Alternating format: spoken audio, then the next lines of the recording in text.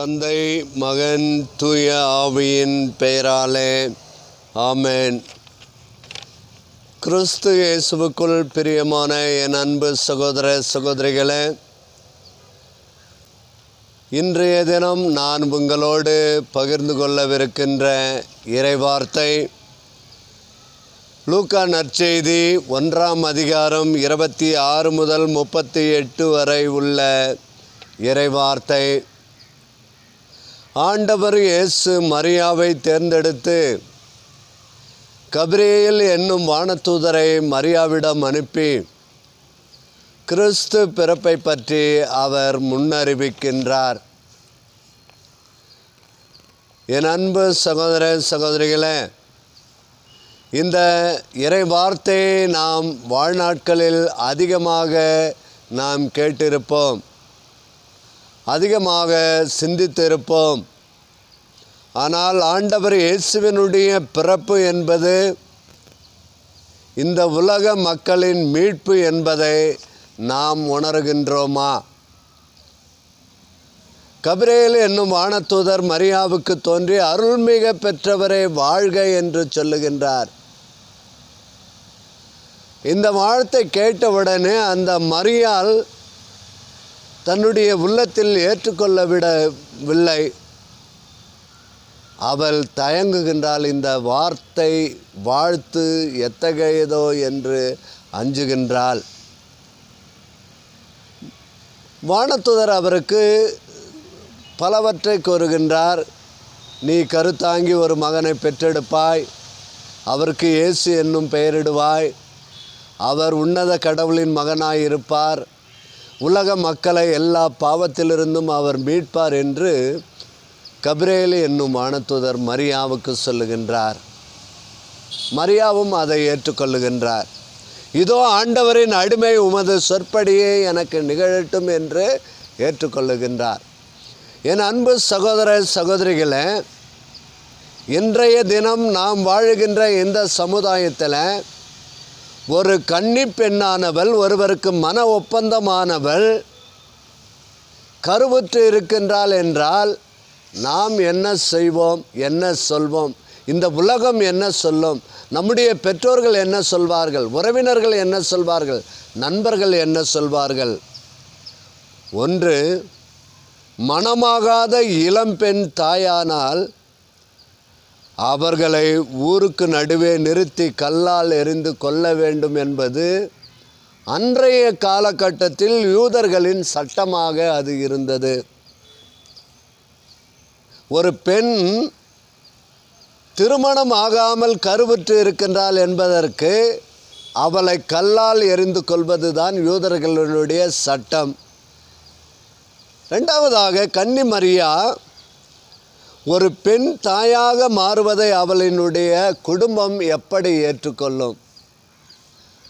எந்த ஒரு பெற்றோரும் தன்னுடைய தாய் திருமணம் ஆவதற்கு முன்பாக அவள் கருவுற்று ஒரு குழந்தையை தன்னுடைய வயிற்றினில் சுமந்திருக்கின்றாள் என்றால் அந்த பெற்றோர்கள் எவ்வளவு அவமானப்படுவார்கள், எவ்வளவு துன்பப்படுவார்கள், எவ்வளவு துயரப்படுவார்கள், எவ்வளவு மனவேதனை அடைவார்கள். இந்த ஊரும் உலகமும் என்ன நம்மை பேசும் தூற்றும் என்று அவர்கள் எவ்வளவு மன உளைச்சல் கொண்டு இருப்பார்கள் என்பதை இன்றைக்கு நாம் சிந்தித்து பார்த்தோம் என்றால், நாம் வாழுகின்ற இந்த சமுதாயத்தில் நாம் சிந்தித்து பார்ப்போம் என்றால் நம்முடைய பெற்றோர்கள் நாண்டு கொள்வார்கள். மூன்றாவதாக, அன்னை மரியாளுக்கு தெரியும், இவை எல்லாம் அறிந்த இறைவன் தனக்கு வழங்கிய அழைப்பு அல்ல இது.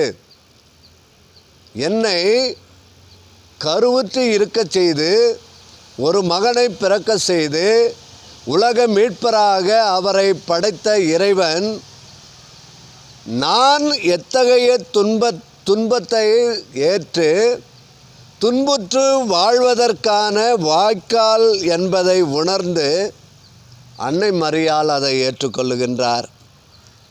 நான்காவதாக, கடவுளின் திருவுளத்தை நிறைவேற்ற தயாராகின்றாள் அன்னை மரியா.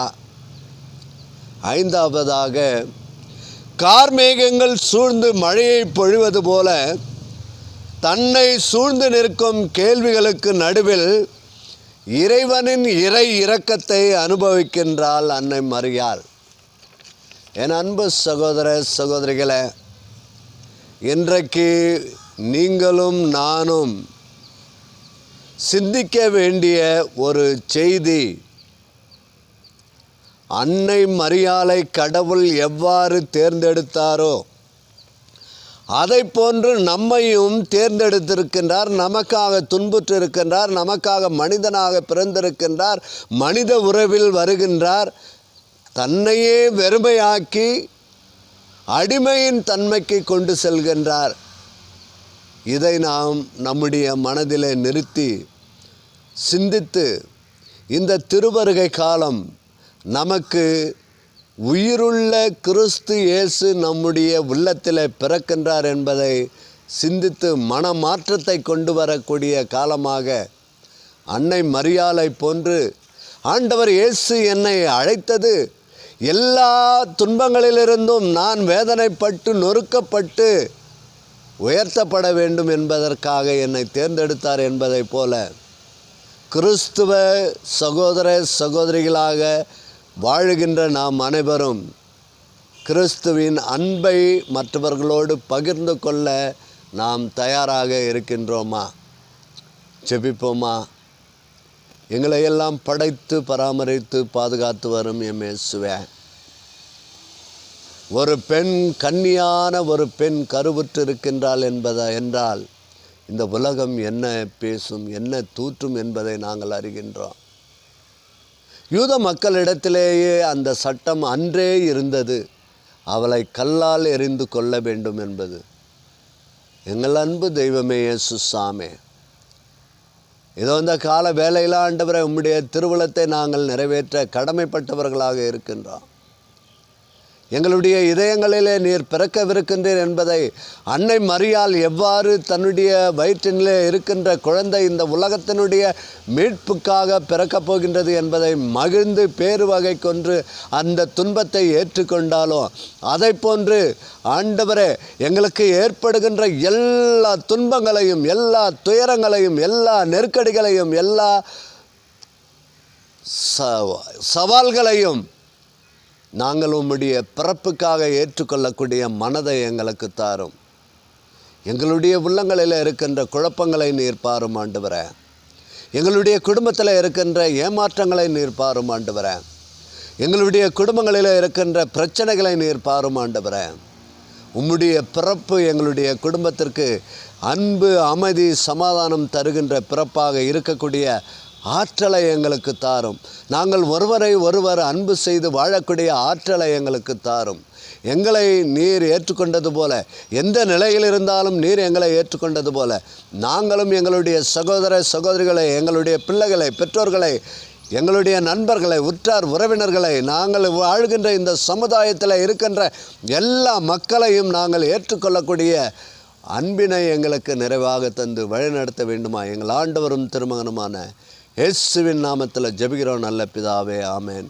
தந்தை, மகன், தூய ஆவியின் பெயராலே ஆமேன்.